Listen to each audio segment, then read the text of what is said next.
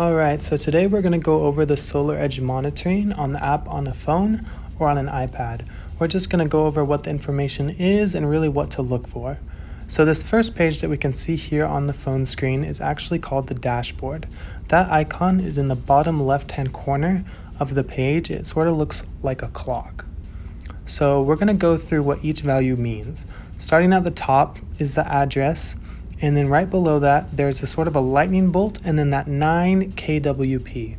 What that is the system size, or the peak amount of kilowatts that the system can produce at one moment under ideal conditions.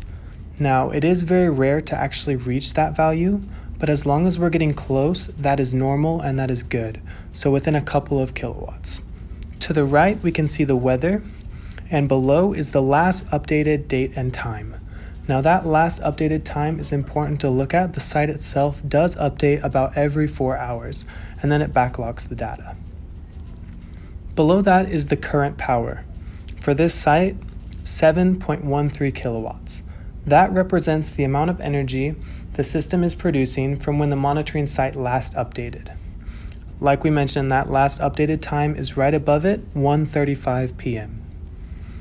Going farther down, today represents the total power produced today, 35.27 kilowatt hours. This month is the total power produced this month, 1.41 megawatt hours. And then lifetime is the total power produced since the system was activated, 27.21 megawatt hours. If we go down in the graphs, this first graph, power and energy by day, we can view your system production either on a daily, a weekly, monthly, or even yearly basis, depending on your preference. We can also look at your billing cycle and see how much the system has produced over a specific period of time. Now, we recommend looking at your weekly or monthly production to ensure the system is producing normally.